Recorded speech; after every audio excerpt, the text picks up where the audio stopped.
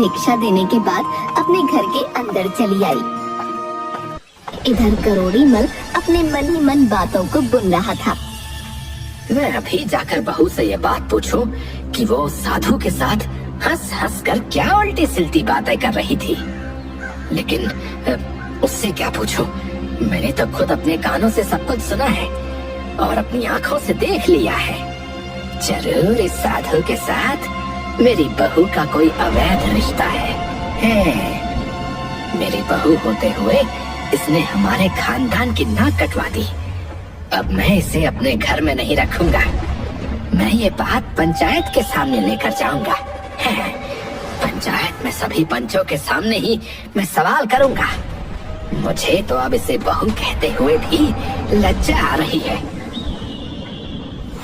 करोड़ी मल ने सुकन्या के माँ बाप को तुरंत बुलवा भेजा और खबर मिलते ही सुखीराम और शांति तुरंत सुकन्या के ससुराल पहुँच गए। इस बीच करोड़ी मल पंचायत पहुँच जाता है। आज आपके इधर आने का क्या कारण है सेठ जी? आप तो बहुत ही परेशान दिखाई दे रहे हैं। क्या कोई बात हो गई है? आज मैं किसी को मुंह दिखाने के लायक नहीं रहा मुखिया जी। मेरी पुत्रवधू चरित्रहीन निकली। इसके साथ साथ वो इतनी बड़ी मक्कार है कि मैं आपको बता नहीं सकता। मैं अपनी बहू से छुटकारा पाना चाहता हूँ। क्या बात हो गई जो आप अपनी बहू से छुटकारा पाना चाहते हैं? मुखिया जी, आप सभी लोग मेरे घर पर चलिए। मैं वहीं पर जाकर पंचायत के सामने ही अपनी बात बताऊंगा। हाँ। करोड़ी मल के बार बार आग्रह करने पर सभी पंच सेठ के साथ चल दिए। इधर सभी पंच चौपाल पर पहुँचे और उधर सुकन्या के माता पिता भी आ गए।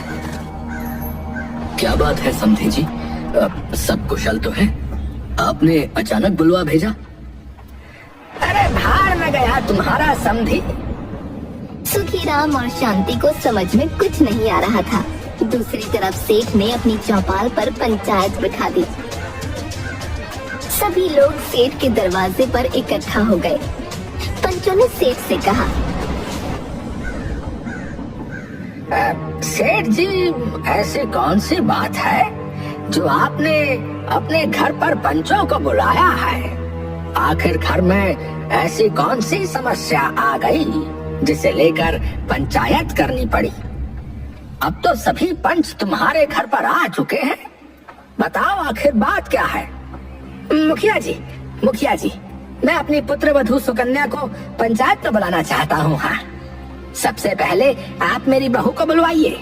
मैं अपनी समस्या उसी के सामने रखूंगा। हाँ। पंचायत का आदेश मिलते ही तुरंत सुकन्या को बुलवाया गया।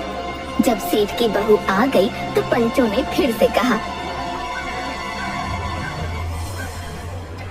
सेठ जी, अब तो आपकी बहू भी आ गई है। अब तो बताइए कि आखिर ऐसी कौन सी बात है? तुम्हारी बहू ने ऐसा क्या कर दिया जो तुम इतने दुखी हो रहे हो भाई? मुखिया जी, आज सुबह जब मैं सोकर उठा तो मैंने कुछ ऐसा देखा जिसे देखकर और सुनकर मैं बहुत ही दुखी हो गया। मैंने देखा कि मेरी बहू आंगन में झाड़ू लगा रही थी कि तभी दरवाजे पर एक नौजवान साधु आ गया। वह दरवाजे के बाहर खड़ा होकर भिक्षा मांगने लगा। जैसे ही उस सन्यासी महात्मा की आवाज मेरी बहू के कानों में पड़ी तो वो भिक्षा लेकर द्वार पर आ गई। सेठ जी, इसमें दुखी होने वाली कौन सी बात है भला? है? ये तो अच्छी बात है। यह तो हर नारी को करना चाहिए। बस इतनी सी बात के लिए तुमने अपने द्वार पर पंचायत बुला ली। बताओ, घर के दरवाजे पर आए हुए साधु सन्यासी या भूखे भिखारी को भिक्षा डालना हर नारी का धर्म है भाई। इसमें इतना परेशान होने वाली क्या बात है? आप सभी लोग जरा सब्र कीजिए, मैं आपको पूरी कहानी सुनाता हूँ। हाँ, मेरी बहू की करतूत सुनकर आप लोग भी पागल हो जाएंगे। मेरी समस्या बहुत बड़ी है। यदि कोई छोटी सी बात होती तो मुझ पर कोई फर्क नहीं पड़ता। मैं पंचायत क्यों बुलाता और आप लोगों को परेशान क्यों करता भला? दरअसल बात बहुत ही गंभीर है और उसका फैसला सिर्फ पंचायत में हो सकता है। हाँ, अब ठीक है सेठ जी, आपकी बातें सुनकर तो ऐसा लग रहा था जैसे कोई बड़ी बात नहीं है। अरे नहीं, जिस बात को लेकर मैं इतना चिंतित हूँ, यदि वो बात आप भी जान लेंगे तो आप भी मेरी परेशानी को समझ जाएंगे।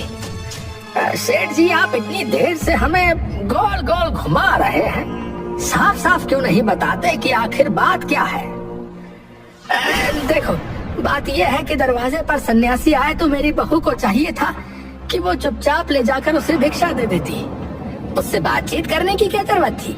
और अगर बातचीत कर भी रही थी तो उसने ऐसी बातचीत की कि यदि आप लोग भी सुन लेंगे तो आपको भी लगेगा कि मेरी बात ठीक है, और तब आपको समझ में आएगा कि आखिर मैंने पंचायत क्यों बुलाई है। अब आप लोग ये बात मेरी बहू के मुंह से ही सुनिए कि मेरी बहू और नौजवान सन्यासी के बीच आखिर क्या बातचीत हुई थी।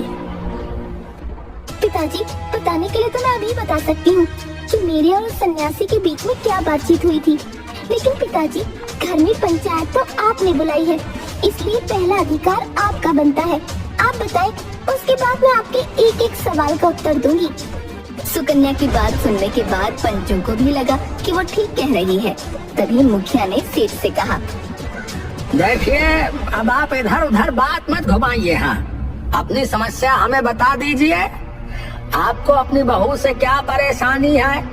उसने ऐसा क्या कर दिया जो आपको इतनी बेचैनी हो रही है? क्या उसने कोई ऐसा कदम उठा लिया जो समाज और मर्यादा के विरुद्ध है? यदि उसने ऐसा किया है तो उसे पंचायत की ओर से दंडित किया जाएगा। आप बिल्कुल निश्चिंत रहिए, पंचायत को पूरी बात बताइए। अरे भाई, बात कुछ ऐसी है जिसे बताने में मुझे बहुत ही लज्जा आ रही है। आप लोगों को तो मालूम है कि मैं इस गांव का बहुत ही इज्जतदार व्यापारी हूँ, लेकिन मुझे लगता है कि मेरी बहू ने मेरी सारी इज्जत मिट्टी में मिला दी। मेरा सारा मान सम्मान उसने महात्मा से बातें करके धूल में मिला दिया।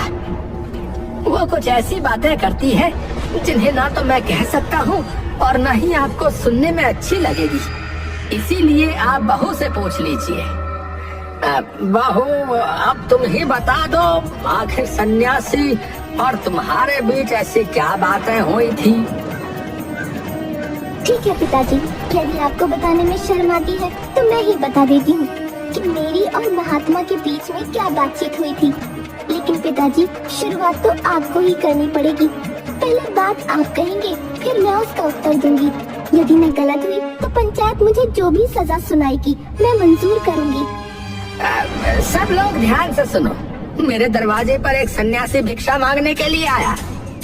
और फिर करोड़ी मल अपनी बहू की तरफ देखते हुए कहने लगे, जब वो सन्यासी आया तो तुमने उससे क्या कहा था? हैं? सन्यासी अभी इतनी जल्दी किस बात की है? बताओ, तुमने ये कहा था या नहीं? हैं? सारी पंचायत जानना चाहती है कि तुमने क्या कहा था। तुमने उस महात्मा को ऐसा क्यों कहा? हाँ पिताजी, मैंने ये बात उस महात्मा से कही थी। फिर तुम्हारे पूछने पर उसने क्या उत्तर दिया था? कि मुझे बहुत ही डर लग रहा था। क्या मतलब था भला? किसका दिमाग नहीं घूमेगा है? ससुर जी, अगर मेरी बात गलत निकली है तो मैं सबके सामने कहती हूँ कि मैं खुद ही आपका घर छोड़कर चली जाऊंगी। पहले आप मेरी बात पूरी सुन लें। मैंने उस नौजवान सन्यासी से इसलिए बात कही थी कि उसने छोटी सी उम्र में ही सन्यास धारण कर लिया। जो उम्र खेलने कूदने हंसने खेलने की होती है, उस उम्र में वो वैराग्य धारण करके सन्यासी बन गया। वही बात मैंने उससे पूछी थी कि तुम्हारी तो अभी बहुत ही उम्र पड़ी है। लोग जब बूढ़े हो जाते हैं तब भगवान का भजन करते हैं, लेकिन तुम तो अभी से भगवा धारण करके घूम रहे हो। इसीलिए मैंने उससे कहा था कि अभी इतनी भी क्या जल्दी है जो तुम महात्मा बन गए। मेरी बात का जवाब उसने ये कहकर दिया था कि मुझे डर लग रहा है। सन्यासी की इस बात का मतलब ये था कि मौत का कोई भरोसा नहीं है कि वो कब आ जाए। लोग बुढ़ापे में भजन करने लगते हैं, लेकिन यहाँ तो एक पल का भी पता नहीं कि मौत कब दबा ले। मरने से पहले मनुष्य को अपने कल्याण के लिए जितना हो सके भगवान का भजन और सत्कर्म कर लेना चाहिए, वही उसके साथ जाएंगे। इसीलिए भगवान का भजन और सत्कर्म बचपन से ही शुरू कर देने चाहिए। बुढ़ापा आखिर किसने देखा है? क्या पता जिंदगी का अंत कब हो जाए, न जाने कब सांसें थम जाए। अब आप ही बताइए ससुर जी कि क्या उस सन्यासी ने कुछ गलत कहा था? बहू की बातें सुनकर अब तो सारी पंचायत के लोग बहू की बुद्धि की प्रशंसा करने लगे।